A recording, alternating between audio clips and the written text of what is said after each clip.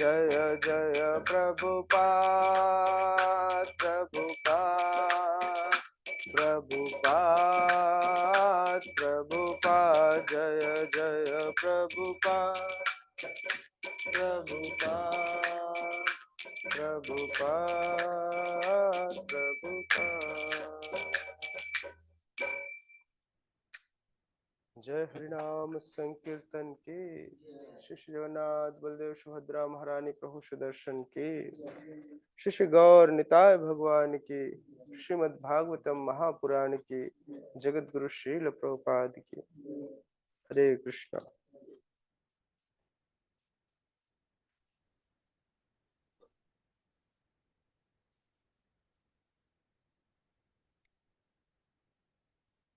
आपके इसमें internet connectivity proper है? बहुत स्मूथ मूव नहीं है इसमें, क्यों? आप देखो, स्मूथ मूव नहीं है।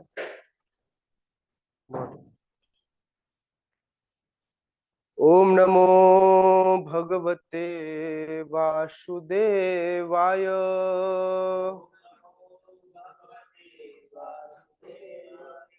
ओम नमो भगवते वासुदेवाय।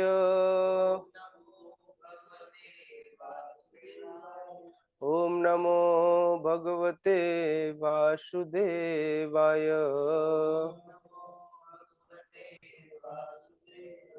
नारायणं नमस्कृत्य नरं चैव नरोत्तमं देवीं सरस्वतीं व्यासं ततो जयमुदीरये। नष्टप्रायेषु भद्रेषु नित्यं भागवत सेवया भगवते उत्तम श्लोके भक्तिर्भवति नैष्टिके। कृष्णाय वासुदेवाय देवकी नंदनाय च नंदगोपकुमाराय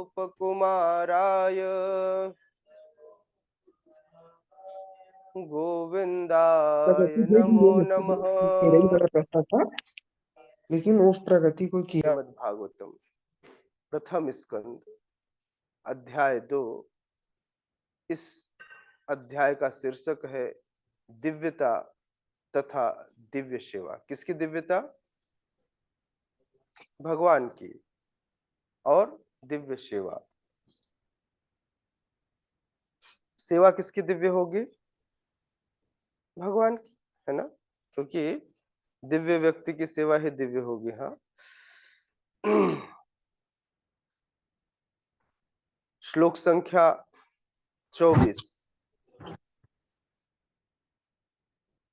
कृपया मेरे पीछे दोहराएं।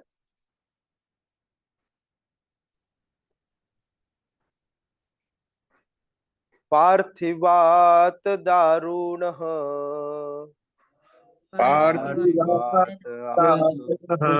धूमस्तस्माद् अग्निस्त्रियमः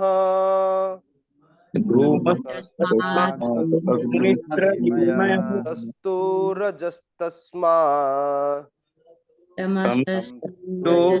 सत्त्वं यद् ब्रह्म दर्शनम्।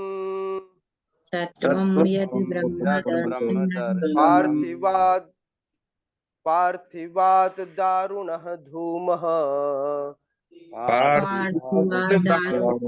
तस्मात् अग्निः त्रयीमयः तमसस्तु रजस्तस्मात् सत्त्वं यद् ब्रह्म दर्शनम्। पार्थिवात् दारुणः धूमः तस्मात् अग्निस्त्रयमयः सस्तु रजस्तस्मात् तत्त्वं यद् ब्रह्म दर्शनम्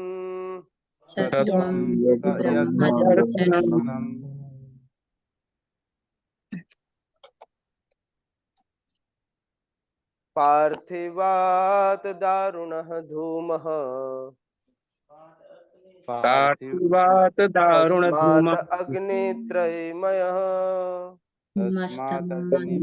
अग्नित्रयीमयः तमसस्तु रजस्तस्मात् तस्थूरजस्तस्मात् तत्त्वं यद् ब्रह्म दर्शनम्।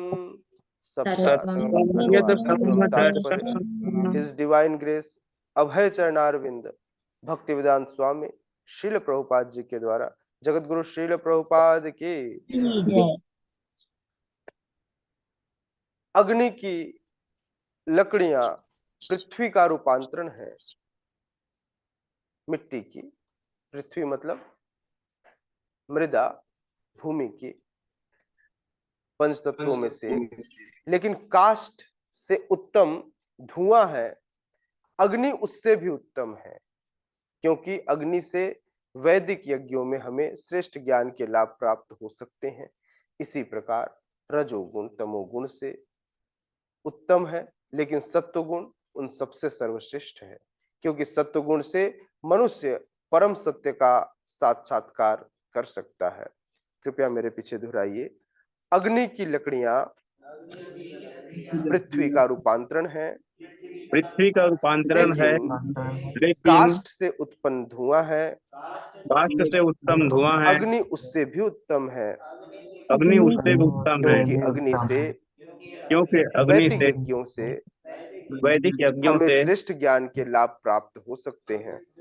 हमें श्रेष्ठ ज्ञान के लाभ प्राप्त हो इसी सकते हैं। प्रकार इसी प्रकार रजोगुण रजोगुण तमोगुण से उत्तम है, तमोगुण से उत्तम है, लेकिन सत्वगुण सर्वश्रेष्ठ है, लेकिन सत्वगुण सर्वश्रेष्ठ है, क्योंकि सत्वगुण से क्योंकि सत्वगुण से मनुष्य परम मनुष्य सत्य का साक्षात्कार कर सकता है।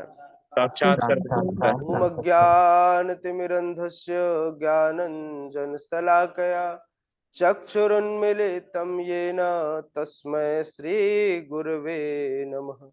श्रीचैतन्यमनोभीष्टं स्थापितं येन भूतले स्वयं रूपः कदा मह्यं ददाति स्वपदान्तिकम्। वन्देऽहं श्रीगुरो श्रीयुतपदकमलं श्रीगुरुन् वैष्णवांश्च।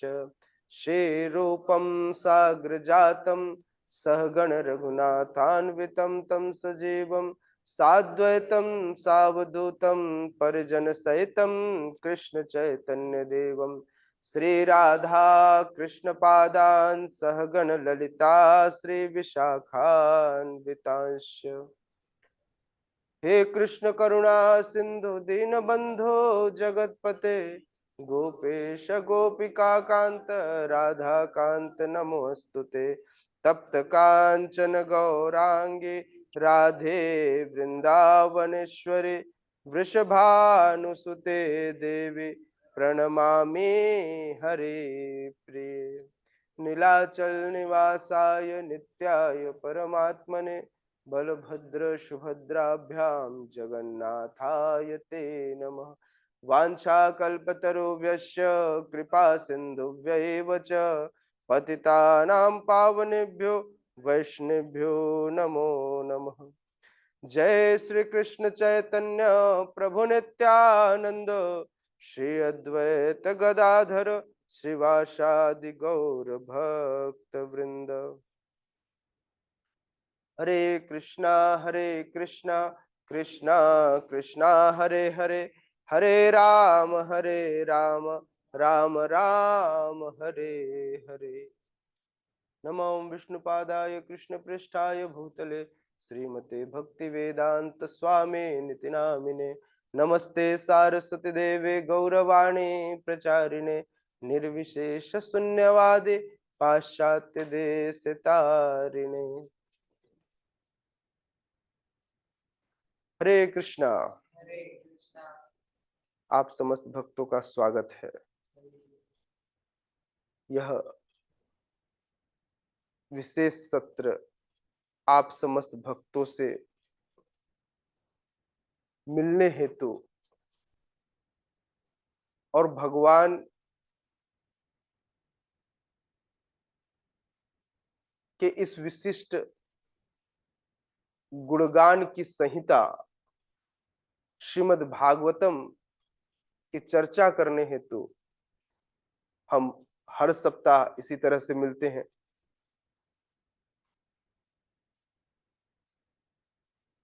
इस अध्याय में सूत गोस्वामी जब शौनक आदि ऋषियों का प्रश्न होता है तो उस प्रश्न के उत्तर में सूत गोस्वामी बड़े प्रसन्न होते हैं और प्रश्न का उत्तर देते हुए वे पहले उस विषय वस्तु को बड़ा सराहनीय तरीके से प्रशंसा करते हुए शौनक आदि ऋषियों से कहते हैं कि आपने जो प्रश्न पूछा है यह प्रश्न हर जीव को सुख प्रदान करने वाला है, इसलिए प्रश्न अति उत्तम है, इसलिए मैं उत्तर दूंगा। अब समझिए प्रश्न कैसा पूछना चाहिए। प्रश्न वह पूछना चाहिए, प्रश्न पूछने की अपनी एक योग्यता होती है। हर व्यक्ति, आजकल तो हम लोग किसी से भी प्रश्न पूछ लेते हैं, कुछ भी पूछ लेते हैं। पहले जब प्रश्न पूछा जाता था तो उस प्रश्न को पूछने से आत्म कल्याण तो निहित होता ही था, जन कल्याण भी निहित होता था। और यही शौनक आदि ऋषियों की विशेषता सूत गोस्वामी ने कही कि मैं आपके प्रश्न से बहुत प्रसन्न हूं क्योंकि आपने जन कल्याण के लिए यह प्रश्न पूछे हैं।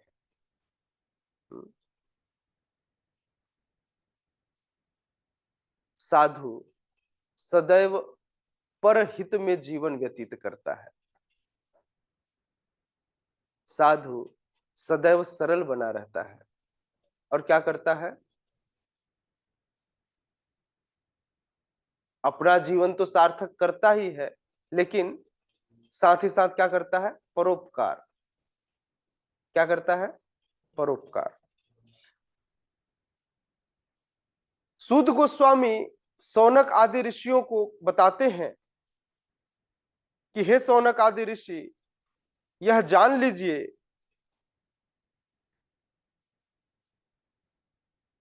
जितने भी स्पिरिचुअलिस्ट हैं, जितने भी लोग अपने आप को कहते हैं मैं स्पिरिचुअल पाथ को फॉलो करता हूं, मैं आध्यात्मिक जीवन जीता हूं, आध्यात्मिक जीवन जीने का एक मतलब है कि वह बड़ी प्रसन्नता पूर्वक भगवान की सेवा कर रहा होगा।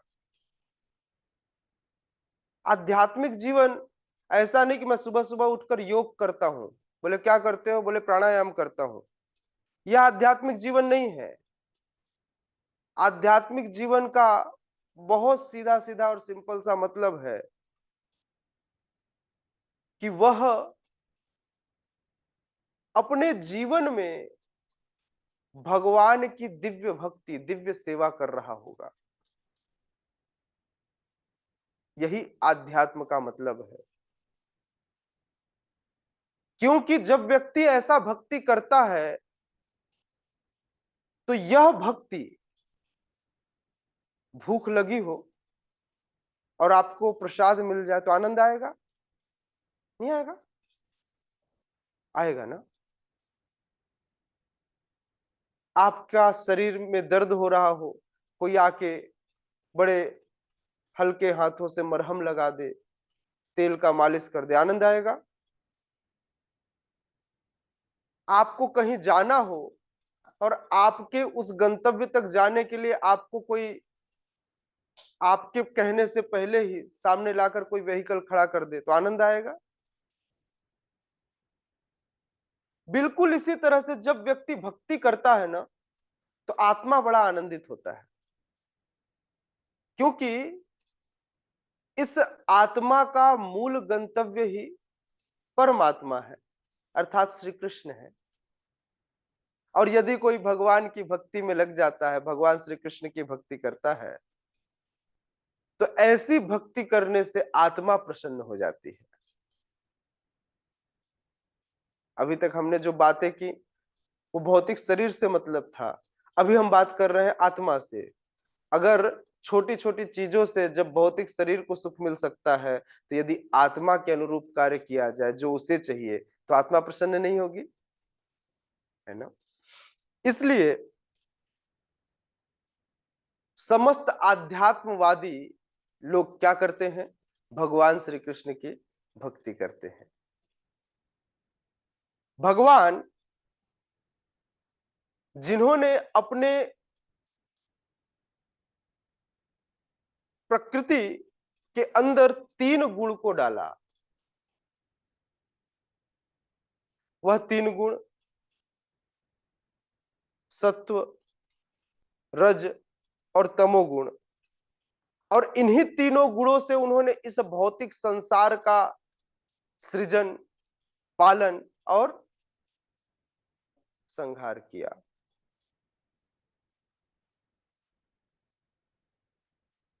भगवान के इन्हीं 3 गुणों को 3 स्वरूपों द्वारा ग्रहण किया जाता है, जिन्हें भगवान का गुणावतार कहा जाता है। ब्रह्मा जी रजोगुण को ग्रहण करते हैं, शिव जी तमोगुण को ग्रहण करते हैं, और भगवान विष्णु सत्व गुण को ग्रहण करते हैं। इन तीनों रूपों में सुध गोस्वामी कहते हैं कि भगवान का पालन करने वाला स्वरूप जो विष्णु स्वरूप है, यह सत्व गुण के स्वरूप जो विष्णु है, यह मनुष्य को परम लाभ प्राप्त करा सकते हैं यदि कोई इनके शरणागत हो जाए। आखिर क्यों? तो अब उस कारण का उद्धरण इस श्लोक में सुध गोस्वामी कर। कोई प्रश्न पूछा, आप ऐसा क्यों कह रहे हैं कि रजोगुण और तमोगुण नहीं, सत्व गुण के जो अधिष्ठाता हैं, जो स्वरूप है श्री विष्णु, उनकी शरण में जाएंगे तब परम लाभ होगा। तो इस श्लोक में इस प्रश्न का उत्तर, कोई प्रश्न पूछ ले क्यों आप ऐसा कह रहे हैं, तो उस प्रश्न का उत्तर सुध गोस्वामी देते हैं और कहते हैं जिस प्रकार से अग्नि जिस लकड़ी से पैदा होती है, वह लकड़ी पृथ्वी का रूपांतरण है, ठीक है। तो अपन लकड़ी को लकड़ी मानते हैं, लकड़ी बहुत दिन तक जमीन में रहे तो मिट्टी हो जाती है ना, मिट्टी का एक दूसरा फॉर्म है, तो उसको लकड़ी को अभी लकड़ी समझिए। लकड़ी के अंदर अग्नि है, लेकिन जब तक उसे क्रियाशील न किया जाए तब तक वो अग्नि दिखाई नहीं देती। लेकिन जब अग्नि जलती है ना, तो उस समय पहले कुछ धुआं आता है, वह धुआं भी इसी लकड़ी का फॉर्म है। धुआं कहां से निकला? जो कार्बन डाइऑक्साइड निकल रहा है जलने के बाद, वो कहां से निकल रहा है? उस लकड़ी से निकल रहा है। तो क्योंकि कार्बन जलता है, तो कई बार कार्बन मोनोऑक्साइड और कई बार कार्बन डाइऑक्साइड दोनों मिलकर बनते हैं वहां। तो वह जो धुआं है, वह धुआं भी मूलतः अग्नि से क्या अंत में निकलता है? अग्नि निकलता है। लकड़ी से क्या निकलता है? अग्नि निकलता है। तो उसका मूल अंश क्या है, सार क्या है? अग्नि। तो कह रहे हैं जिस प्रकार से अग्नि धुआं और लकड़ी दोनों से श्रेष्ठ है, नहीं श्रेष्ठ है, मूल प्रयोजन में रिजल्ट है ना, वह सार है ना। तो जिस प्रकार से अग्नि धुआं और लकड़ी से श्रेष्ठ है, उसी प्रकार से सत्व गुण रजोगुण और तमोगुण से श्रेष्ठ है। यह पहला कारण बता रहे हैं। फिर दूसरा कारण बताते हैं। फिर कोई पूछे सत्व गुण क्यों श्रेष्ठ है, अग्नि क्यों श्रेष्ठ है? अब प्रश्न ये उठ सकता है, आपने अग्नि को श्रेष्ठ क्यों कहा? धुआं भी कहीं काम आएगा, लकड़ी भी कहीं काम आएगा। तो कहते हैं अग्नि इसलिए श्रेष्ठ है क्योंकि यह अग्नि वैदिक यज्ञों में प्रयोग होता है, और जब व्यक्ति वैदिक यज्ञ करता है तो उस वैदिक यज्ञ से श्रेष्ठ ज्ञान प्राप्त होता है। वह श्रेष्ठ ज्ञान व्यक्ति की उस जीवात्मा के उद्धार के लिए होता है। हाँ, वह वैदिक ज्ञान क्या होता है? उस वैदिक ज्ञान से उस जीवात्मा का उद्धार होता है। तो जिस प्रकार से अग्नि के जलाए जाने से वैदिक यज्ञों द्वारा श्रेष्ठ ज्ञान प्राप्त कर व्यक्ति अपना जीवन सफल कर लेता है, बिल्कुल उसी प्रकार से तमोगुण से रजोगुण श्रेष्ठ है, लेकिन रजोगुण से भी श्रेष्ठ क्या है? सत्वगुण, क्योंकि यह सत्वगुण में रहकर ही व्यक्ति आत्म साक्षात्कार के मार्ग में आगे बढ़ सकता है। इसलिए इन तीनों गुणों में जो सत्वगुण है, इस सत्वगुण को श्रेष्ठ बताया गया है। समझ में आया? तीनों ही गुण भगवान की इस प्रकृति के गुण हैं। इस प्रकृति के अंदर तीनों गुण हैं, लेकिन इन तीनों गुणों में सत्व गुण को श्रेष्ठ बताया गया है। श्रील प्रभुपाद कहते हैं कि इस संसार में भगवान की दिव्य सेवा ही, भगवान की भक्तिमय सेवा ही इस भौतिक संसार से, इस भौतिक बंधन से छूटने का एकमात्र रास्ता है। यदि कोई इस भौतिक बंधन से छुटकारा पाना चाहता है तो उसे क्या करना चाहिए? भगवान की भक्तिमय सेवा करनी चाहिए। इसके आगे यह यहां बताया गया है कि मनुष्य को सबसे पहले यदि भक्तिमय सेवा करनी है तो भक्तिमय सेवा करने के लिए सत्व गुण में ऊपर उठना पड़ेगा। अच्छा सोचिए, जब व्यक्ति सोता होता है तो सोते समय जब कोई आपको उठाता है तो बड़ा कष्ट होता है, नहीं? क्योंकि व्यक्ति तमोगुण के अधीन होता है। लेकिन जो सोता है वो खो देता है, जो जागता है वह पा लेता है। यह जो आनंद, जो दिव्य सुख है भगवान के दिव्य दर्शन का, भगवान की कथा का, क्या यह सोते सोते मिलता है? अगर व्यक्ति 1 घंटे बाद उठे, तब तक मान लीजिए भगवान के पट बंद हो जाए, तो बड़े हृदय में ग्लानि होती है, आज मैं भगवान के दर्शन नहीं कर पाया।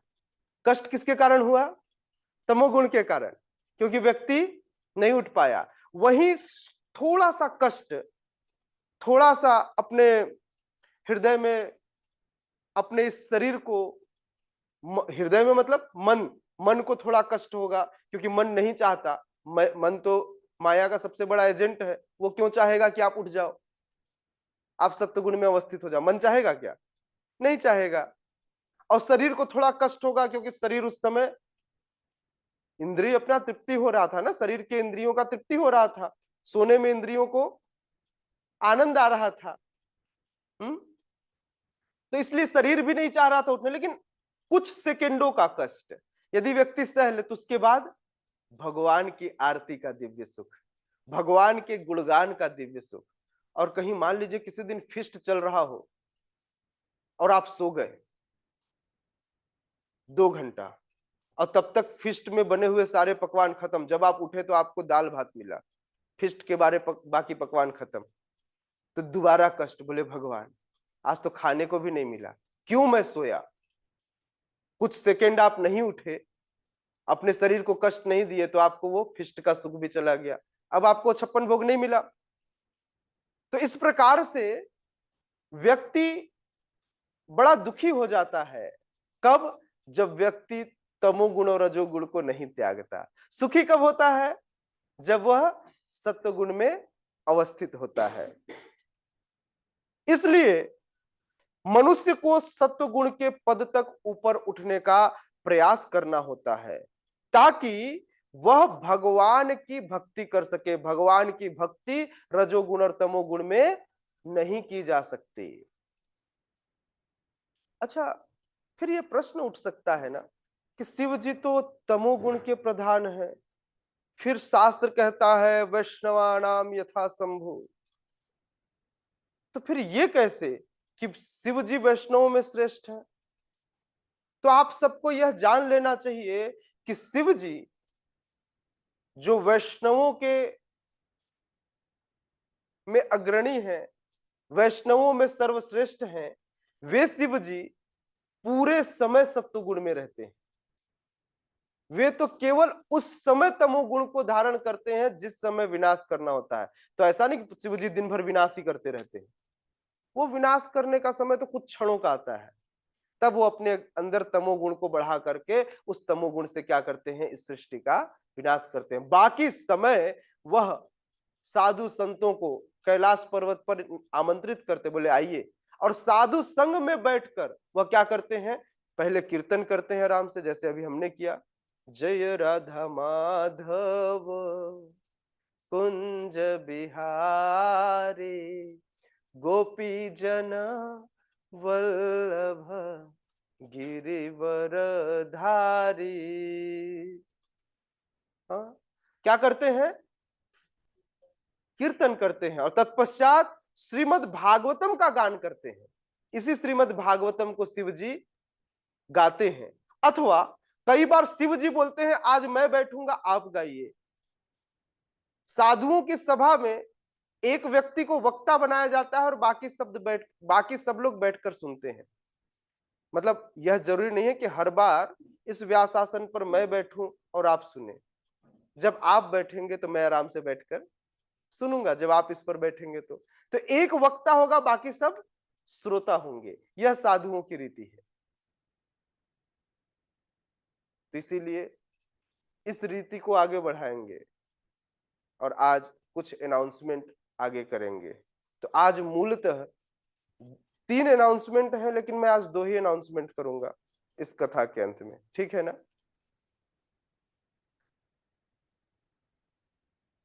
कि कैसे साधु संग में बैठकर कथा किया जाए, कौन कहेगा और कौन सुनेगा, ठीक है ना। ओके। श्रील प्रभुपाद कहते हैं, किंतु यदि भक्तिमय जीवन की प्रगति में बाधा आए तो व्यक्ति को देखना चाहिए मैं कुछ गड़बड़ तो नहीं कर रहा हूं, कहीं ऐसा तो नहीं है कि मैं स्वतंत्र रूप से स्वच्छंद विचरण करने का प्रयास कर रहा हूं, मतलब स्वमेव भक्ति कर रहा हूं। जीवन में बाधा तब आती है जब आप किसी सक्षम गुरु के निर्देशन में कार्य नहीं करते, आप स्वतंत्र विचरण करने का प्रयास करते हैं। तो श्रील प्रभुपाद कह रहे हैं, जब ऐसे भक्ति में जीवन में बाधा आए तो आपको सनह सनह धीरे धीरे क्या करना चाहिए, गुरु के निर्देशन में भक्ति पथ पर आगे बढ़ना चाहिए। इसलिए निष्ठावान भक्तों को चाहिए कि वह प्रामाणिक गुरु की शरण में जाए और जा करके धीरे धीरे तमोगुण से उठकर रजोगुण तक पहुंचे, रजोगुण से उठकर सत्वगुण से पहुंचे, और धीरे धीरे भक्ति करते करते उस सत्वगुण से भी मुक्त हो जाए। यह एक सक्षम गुरु अपने निर्देशन में आपको इन तीनों गुणों से बाहर निकाल देगा और आप शुद्ध सत्व के पद पर अवस्थित हो जाएंगे। अतएव यह मानना अवश्य ही भूल होगी कि परमेश्वर की किसी भी स्वरूप को पूजा जाए, किसी भी गुण की पूजा की जाए, सभी गुण की पूजा करने से समान रूप का फल लाभ प्राप्त होगा, यह मानना गलत है। समान फल प्राप्त नहीं होगा। समझ में आया? हाँ, अगर आपको भूत पिशाच बनना हो तो अलग बात है। मतलब भूत, भाई तमोगुण किसके अंदर ज्यादा होता है? भूत पिशाच प्रेतों के अंदर, आजकल जानवरों के अंदर, आजकल मनुष्यों के अंदर भी वही तमोगुण पाया जाता है, क्योंकि ये सब 2 पैर वाले जानवर हैं। हाँ? कोई उठना नहीं चाहता, अपने आप को उस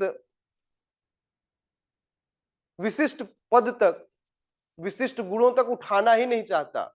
उसे लगता है वह जो कर रहा है वह ठीक है।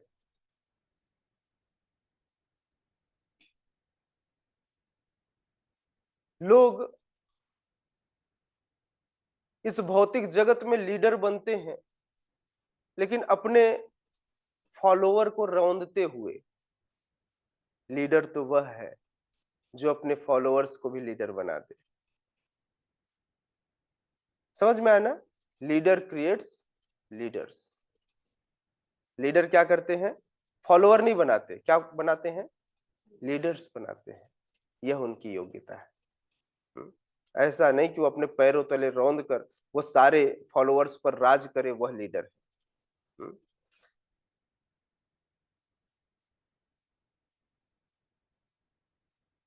भगवान श्री विष्णु के अतिरिक्त भौतिक शक्ति के अभिभूत होकर भगवान के ये जो विभिन्न अंश हैं ये प्रकट होते हैं।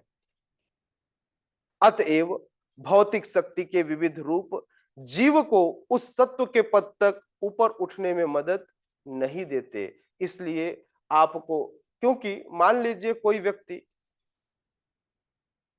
माता दुर्गा से नवरात्रि में जाकर कहे, अम्बे तू है जगदम्बे काली, जय दुर्गे खप्पर वाली।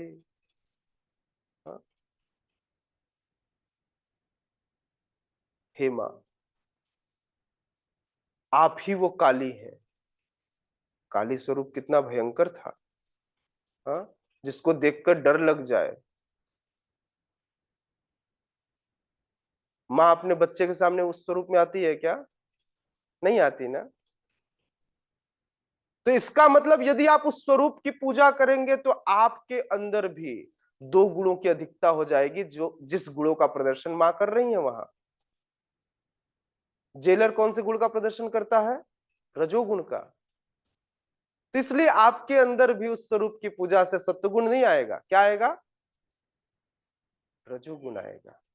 आप देखिए, जितने भी देवी मैया के भक्त हैं, उनकी इच्छा शक्ति इस भौतिक जगत में, इस भौतिक जगत में अपना वर्चस्व बनाने की कितनी प्रबल होती है। हाँ? या देवी सर्वभूतेषु शक्ति रूपेण संस्थिता। क्या मांगते हैं? शक्ति मांगते हैं, धन मांगते हैं, सब कुछ मांगते हैं, और मैया देती भी है। भाई उनके पास रजोगुण की अधिकता है, रजोगुण देती हैं। शक्ति भी रजोगुण है, धन भी रजोगुण है, और इस प्रकार से व्यक्ति अहंकारी बन जाता है। तो इसलिए श्रील प्रभुपाद कह रहे हैं कि भौतिक शक्ति के विविध रूप जीव के को उस सत्व तक उठाने में मदद नहीं देते। केवल सत्व अवस्था ही मनुष्य को भव बंधन से मुक्त करने में सक्षम है। यदि आप रजोगुण को, तमोगुण को पूजेंगे तो आप इस भव बंधन से बाहर नहीं निकल पाएंगे। इस भव बंधन से बाहर निकलना है तो आपका क्या करना होगा? सत्व गुण की पूजा करनी होगी, उनके शरणागत होना होगा। मतलब इसलिए आध्यात्मवादियों की परिभाषा इससे 2 श्लोक पहले सूत गोस्वामी दे चुके हैं। कई बार लोग बोलते हैं ना, मतलब ऐसे बोलते, प्रभु जी मैं भी आध्यात्मिक चीजों को फॉलो करता हूं। क्या करते हो? बोले प्रभु जी मैं रोज जाता हूं और सुबह सुबह योगा करता हूं। यस, आवश्यक है शरीर को स्वस्थ रखने के लिए, लेकिन यह अध्यात्म नहीं है। बोले और क्या करते हो? बोले प्रभु जी नवरात्रि में 9 दिन, 9 दिन क्या करता हूं? उपवास करता हूं, खाली पांव चलता हूं। ओके, शरीर को कष्ट दिए, किसके लिए? बोले प्रभु जी पिछले साल मैंने मन्नत मांगी थी और मैंने बोला था कि मैं दंडवती लगाते हुए मंदिर तक जाऊंगा, तो मैं दंडवती लगाते हुए मेरा विश पूरा हो गया, मेरा नया घर बन के तैयार हो गया। हाँ?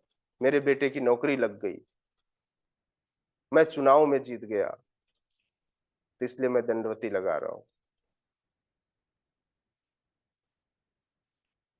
यदि व्यक्ति सत्वगुण के शरणागत नहीं होता, उनका सहारा नहीं लेता, तो व्यक्ति कभी भी इस भव बंधन से मुक्त नहीं हो सकता। यह भव तो फंसाने के लिए ही है। जब कोई माता दुर्गा की पूजा करता, अर्चना करता है, तो माता दुर्गा उसको बड़ी आसानी से धन, संपत्ति, यश दे देती है, क्योंकि माता दुर्गा जानती है कि मेरा काम यही है। क्या? वो जेलर है तो कैदियों को जेल में प्रताड़ित करना, और वो प्रताड़ित होने के लिए सामने से अगर कोई कैदी आ जाए तो माता दुर्गा प्रसन्न होंगी कि नहीं होंगी? प्रसन्न होंगी ना। फंसा के रखना, एग्जैक्टली। तो जब माता दुर्गा फंसा करके सब कुछ दे देती हैं जो चाहिए, तो नवरात्रि में आप भी पूजा कीजिए, आपको भी सब कुछ मिल जाएगा। क्या? भौतिक सुख। ना ही मांगी विद्या धन, वैष्णव तो न विद्या मांगते, न धन मांगते, न जन मांगते, लेकिन यदि आपको चाहिए तो आप मांग सकते हैं। हाँ? क्या? धन जन नहीं, वो तो अपने आप आएगी, वो तो अपने आप आएगी। शिला प्रभुपाद ने भक्ति किया, यहां से अमेरिका गए, 1 साल तक कुछ नहीं हुआ, 1 साल तक रोज जाते। किनके पास? शिप वालों के पास। जिस शिप से आए थे उस जलदूत वालों के पास जाते और बोले अगली शिप, अगली जहाज कब वापस जाएगी। हर दूसरे तीसरे दिन जाकर पहुंचते और पूछते, तो फला बताते फला फला दिन आएगी और फला फला डेट पर यहां से निकलेगी। एक दिन उस शिप के ड्राइवर ने पूछा कि आप हर बार आकर पूछते हैं लेकिन आप जाते नहीं हैं, ऐसा क्यों? तो श्रील प्रभुपाद कहते हैं, मैं सोचता हूं इतने दिन रुका हूं, थोड़े दिन और रुक कर देख लेता हूं। और वो इंतजार करते, इस तरह से भगवान के ऊपर भरोसा नहीं छोड़ा, उस सेवा में लगे रहे और फिर उनको सब मिला। आज पूरे विश्व में श्रील प्रभुपाद ने भगवान श्री कृष्ण के नाम का परचम लहरा दिया। आज श्रील प्रभुपाद का गुणगान हम करते नहीं थकते। हाँ? तो धन, यश, सब कुछ अपने आप मिल जाता है। एक बार की बात है, भक्ति सिद्धांत सरस्वती ठाकुर प्रचार कर रहे थे, तो बड़े परेशान हुए। उन्होंने देखा प्रचार करना कितना मुश्किल है, कैसे मैं प्रचार करूं? न तो धन है, न उतने अच्छे फॉलोअर्स हैं, योग्य फॉलोअर्स, न ही ग्रंथों के वितरण का कोई साधन है, कैसे प्रचार होगा? तो जाकर के उस समय उनका पहला मठ बनकर तैयार हो गया था कोलकाता में, गौड़िया मठ। भक्ति सिद्धांत ठाकुर ने पहला मठ बनाया था। वहां जाकर रोने लगे, और उसी समय भक्ति विनोद ठाकुर कुछ ही महीनों पहले उन्होंने अपना लीला इस धराधाम पर समाप्त कर वो गोलोक वृंदावन को चले गए। तो भक्ति सिद्धांत ठाकुर बोलने लगे कि आप सब चले गए और इतनी बड़ी जिम्मेदारी मेरे सर पर छोड़ गए, मुझसे प्रचार नहीं होता, मैं कुछ नहीं करूंगा, मुझे भी अपने साथ ले चलिए, मुझे यहां नहीं रहना, मुझसे प्रचार नहीं होगा। रोने लगे, सिर पटकने लगे। उसी समय रात्रि के 2 बजे सारे आचार्य हमारे एक साथ वहां प्रकट हो गए, चैतन्य महाप्रभु, नित्यानंद प्रभु, अद्वैताचार्य, श्रीवास पंडित, सड गोस्वामीगण, भक्ति विनोद ठाकुर, उनके गुरु महाराज गौर किशोरदास बाबा जी महाराज सब एक साथ आ गए। बोले भक्ति सिद्धांत किस बात की चिंता है, चिंता मत करो, हम सदैव आपके साथ हैं। आपको असीमित मात्रा में धन, असीमित मात्रा में फॉलोअर्स, और चिंता मत करो, इन ग्रंथों का वितरण भी असीमित मात्रा में होगा। इस प्रकार से आशीर्वाद दे करके सारे लोग चले गए। उसी साल कुछ महीनों बाद प्रिंटिंग प्रेस भारत के अंदर लॉन्च हुआ और उसके बाद ग्रंथ छपने शुरू हुए। यह इच्छा शक्ति थी भक्ति सिद्धांत सरस्वती ठाकुर की, क्योंकि वह ग्रंथों का वितरण करना चाहते थे। तो आप यह मत समझिएगा कि अखबार छापने के लिए प्रिंटिंग प्रेस बना है या गंदी गंदी किताबें छापने के लिए प्रिंटिंग प्रेस बना है। यह प्रिंटिंग प्रेस तो हमारे आचार्य श्रील भक्ति सिद्धांत सरस्वती ठाकुर की इच्छा से इस धराधाम में प्रकट हुआ है। समझ में आ रहा है मैं क्या कह रहा हूं? किसके लिए प्रकट हुआ है? ग्रंथों के वितरण के लिए, भगवान की सेवा के लिए। इसका दुरुपयोग नहीं होना चाहिए। जैसे मोबाइल का सदुपयोग होना चाहिए, हम वो छोड़ के बाकी सब करते हैं, नहीं। उसी तरह से प्रिंटिंग प्रेस का सदुपयोग होना चाहिए भगवान के गुणों, भगवान की लीलाओं को छाप कर लोगों तक वितरित करने में। श्रील प्रभुपाद कहते हैं कि जीवन की असभ्य अवस्था या निम्न पशु जीवन तमोगुण द्वारा नियंत्रित होती है। मनुष्य की सभ्य अवस्था, उसे नाना प्रकार के लाभों की कामना रहती है, यह रजोगुण अवस्था है। इच्छा शक्ति, खूब सारी इच्छाएं हो, ये पाने की, ये कर लेने की, ये बन जाने की, यह रजोगुण वाली इच्छा है। इन अवस्था में श्री भगवान की रंच मात्र अनुभूति हो पाती है। तमोगुण और रजोगुण में कभी कभी थोड़ा मोड़ा भगवान की अनुभूति हो पाती है। जब आप भगवान के दर्शन करते हैं, गलती से आ जाए, उस समय उपस्थित हो जाए, तो थोड़ी मोड़ी अनुभूति होती है, सिद्धांतों के रूप में दिखाई दे जाता है। किंतु सत्वगुण इससे उच्चतर अवस्था है, और यह भौतिक गुणावस्था जिसमें परम सत्य के साक्षात्कार में वास्तविक सहायता प्राप्त होती है। यदि कोई व्यक्ति सत्वगुण में अवस्थित हो, तभी उस परम सत्य के, परमात्मा के, भगवान के साक्षात्कार को कर सकता है, उन्हें समझ सकता है। समझने के लिए वह अवस्था क्या हो सकता है? दूसरे शब्दों में श्री ब्रह्मा, श्री विष्णु तथा हर नामक अधिष्ठाता देवों की विविध पूजा विधियों तथा उनसे प्राप्त होने वाले फलों में गुणात्मक अंतर होता है। इस बात को समझ लेना चाहिए।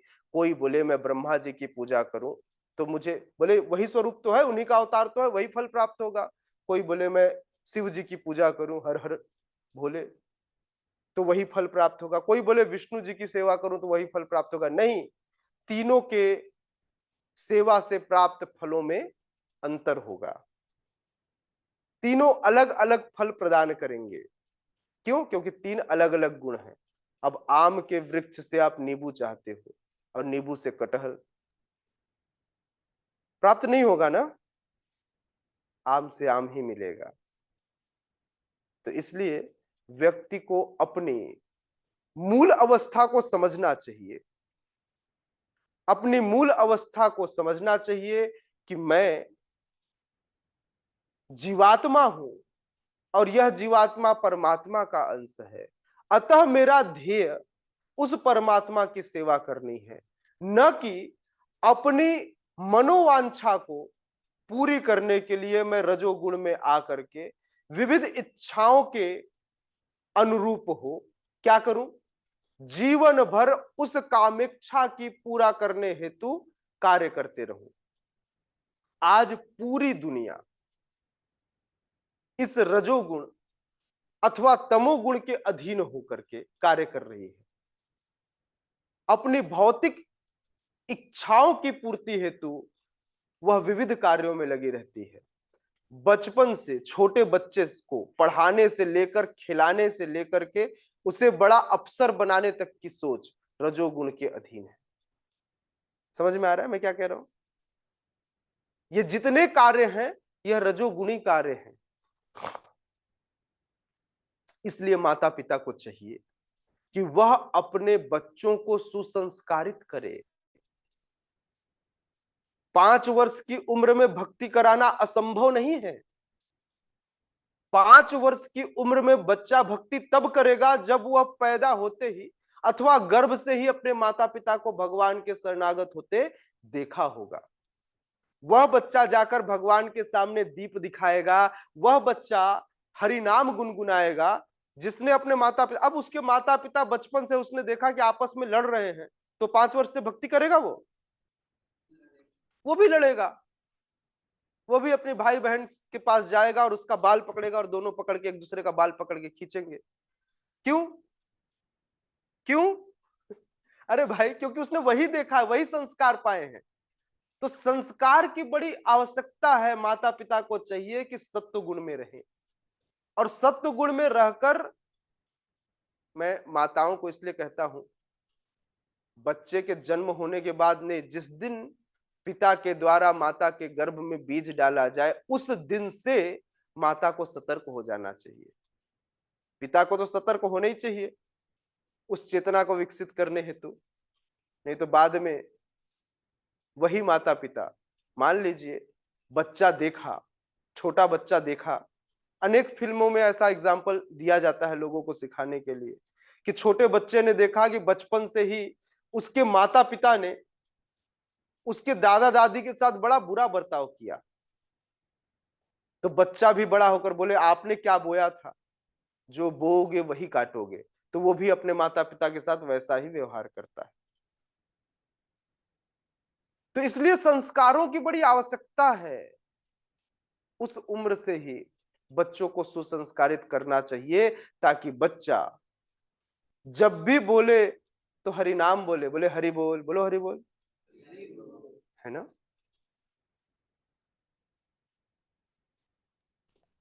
चैतन्य महाप्रभु जब छोटे थे तो रोते थे,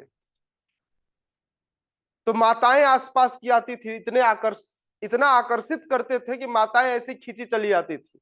भगवान का स्वरूप ऐसा था। तो जैसे रोते तो माताएं आके बोले हरि बोल हरि बोल हरि बोल, तो भगवान चुप हो जाते।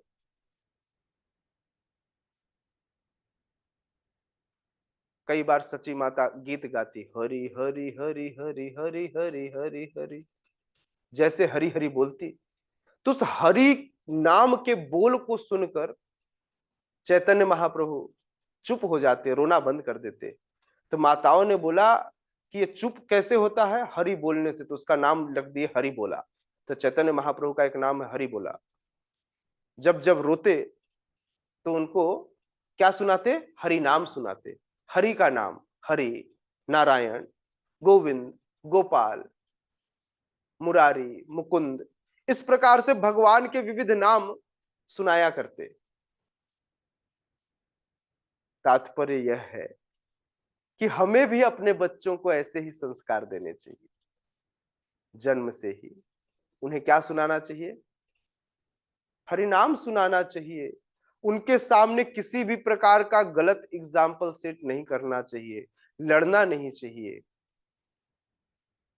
प्रेम देना चाहिए, भगवत प्रेम, दूसरा वाला प्रेम नहीं, चॉकलेट वाला प्रेम, पिज्जा वाला प्रेम, मॉल वाला प्रेम, मोबाइल, आजकल माताएं मोबाइल वाला प्रेम देती हैं। बच्चा रोता है तो मोबाइल ले जाके दे देती है, ये मोबाइल वाला प्रेम है। तो बचना चाहिए व्यक्ति को ऐसे कुसंस्कारों को देने में। इस कुसंस्कार के कारण ही बच्चा, आजकल छोटे छोटे बच्चे, 2 साल 1.5 साल का बच्चा हाथ में मोबाइल लेके ऐसे, उसको पता है कि उंगली ऐसे करने से कुछ नया चीज दिखाई देगा, तो वो भी उस स्क्रीन के ऊपर ऐसे उंगलियां चलाता है। अब सोचिए इस सोशल मीडिया के, इस डिजिटल जमाने में, उस सोशल नेटवर्क पर किसी का कोई कंट्रोल नहीं है। अब वो देखता है, अब वो देखता है कि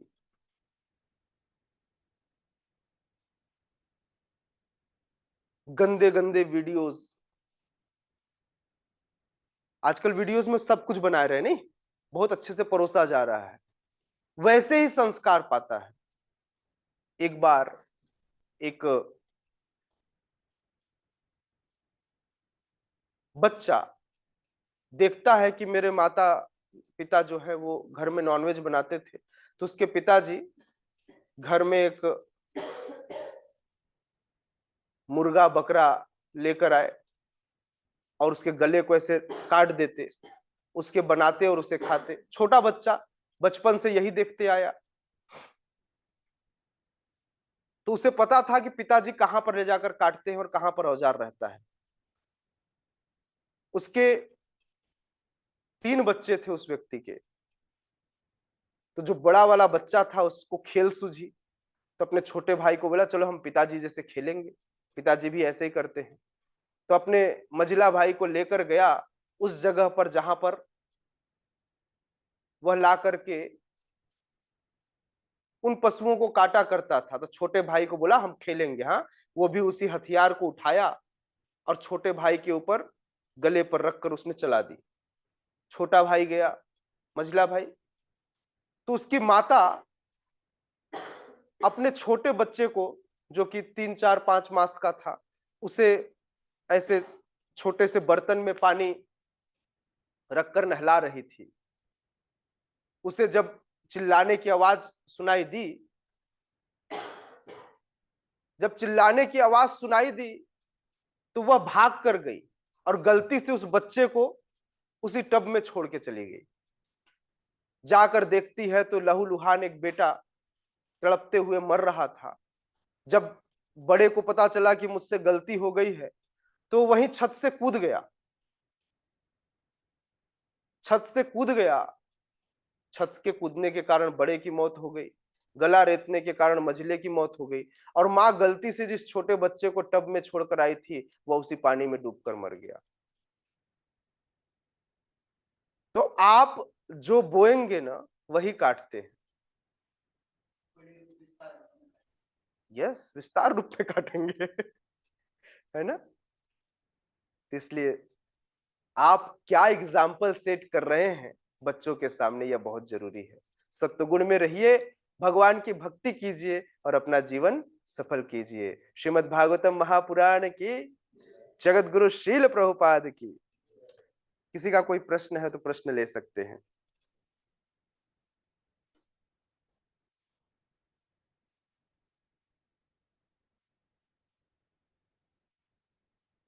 जी, गौतम प्रभु, हरे कृष्णा।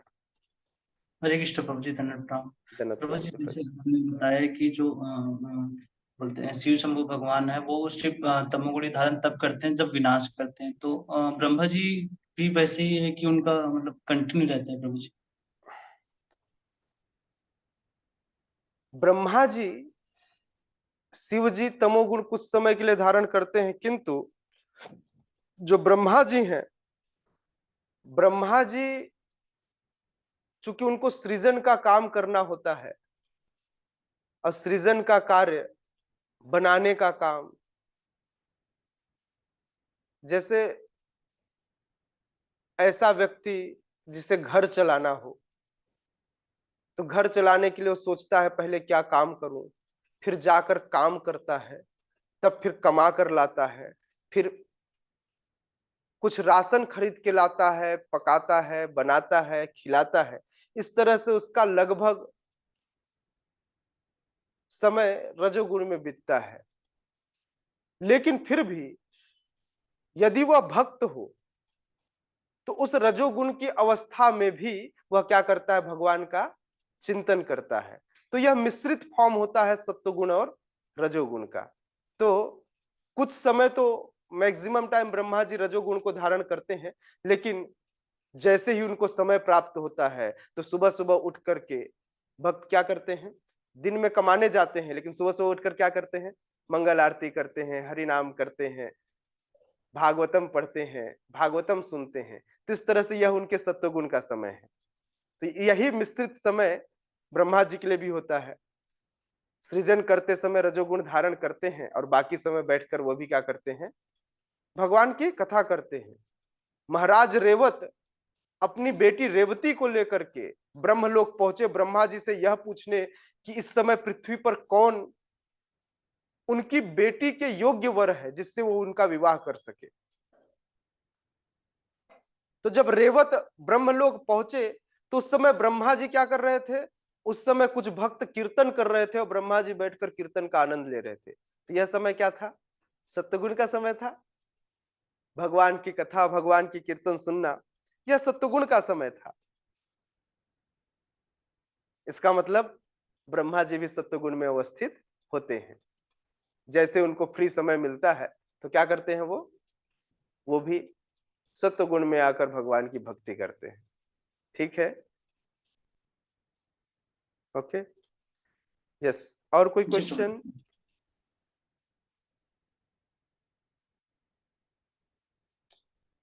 यस रघुनाथ जी प्रभु। हरे कृष्ण, प्रणाम। प्रभु, जैसे कि हम माता दुर्गा की बात कर रहे थे, तो माता दुर्गा को जैसे वैष्णव देवी या वैष्णवी भी कहते हैं, तो क्या माता दुर्गा या देवी लोग वो लोग भी भक्ति प्रदान कर सकते हैं क्या, अगर कोई ऐसा चाहता है तो? जैसे अन्य देवी रघुनाथ जी प्रभु, ये इस बात पर निर्भर करता है कि कोई क्या प्रदान करेगा। मान लीजिए आप माता दुर्गा से आपने डिमांड ही गड़बड़ की, आप गए धन मांगने की इच्छा से हैं तो आपको धन देंगे। एक बार महाकाल का भक्त इस पृथ्वी का सबसे बड़ा धनवान बनने के लिए शिव जी की भक्ति करने लगा। शिव जी उसके सामने प्रकट हुए तो शिव जी ने कहा तुम चले जाओ वृंदावन में, वहां एक संत हैं, उन संत को मेरा बताना कि मैंने भेजा है, वे तुम्हें इस संसार का सबसे धनी व्यक्ति बना देंगे। प्रयोजन तो उनका होता है, यदि कोई उनकी निष्ठा से भक्ति करता है तो वे चाहते हैं कि अगर व्यक्ति थोड़ा सा प्रयत्नशील हो तो वो वैष्णव बन जाए, भगवान की भक्ति में लग जाए। लेकिन फिर भी जीवात्मा के अंदर अपनी कुछ इच्छाएं होती हैं, वह अपनी स्वतंत्रता का अगर सदुपयोग करेगा तो वह उनकी कृपा प्राप्त कर भक्ति पा सकता है, क्योंकि वो भक्ति देने वाले, क्योंकि वे भगवान के भक्त हैं, वैष्णव और वैष्णवी हैं। बिल्कुल माता दुर्गा भी वैष्णवी कही जाती हैं, इसलिए वैष्णव देवी उनका एक स्वरूप भी है। वो भी वैष्णवी है। लेकिन यदि आप डिमांड ही गलत करो तो क्या कर सकता है कोई, ये आपके डिमांड पर निर्भर करेगा कि आपने क्या डिमांड की है। यदि आपका डिमांड, जैसे कोई शिव जी को जाकर जल चढ़ाए, सावन का महीना है, बड़ी अच्छी बात है, समस्त वैष्णवों को भी चढ़ाना चाहिए और कहना चाहिए हे शिव जी, हे महादेव, आप सदैव भगवान हरि के नाम में, इस हरि नाम में लिप्त रहते हैं, सदैव उनकी सेवा करते हैं, हमें भी आप अपनी कृपा प्रदान कीजिए कि हम आपके जैसे आपकी कृपा प्राप्त कर हम भी हरि भक्ति को प्राप्त करें। डिमांड क्या कर रहे हैं ये इस बात पर निर्भर करेगा। यदि आप जाकर माता दुर्गा से धन की याचना करें तो गड़बड़ है। बिल्कुल वे भक्ति प्रदान कर सकती हैं क्योंकि उनके पास हरि भक्ति है, या फिर ऐसा कह सकते हैं रिकमेंडेशन लेटर तो दे ही सकती है। अच्छा संबंध है ना भगवान से, किनका, महामाया, योग माया, शिव जी सबका, वो रिकमेंड करेंगे तो हमको भगवान एक्सेप्ट नहीं करेंगे क्या, करेंगे ना। उनके तो उनसे रिकमेंडेशन लेटर तो प्राप्त कर ही सकते हैं, है ना। ठीक है, यस। और कोई प्रश्न?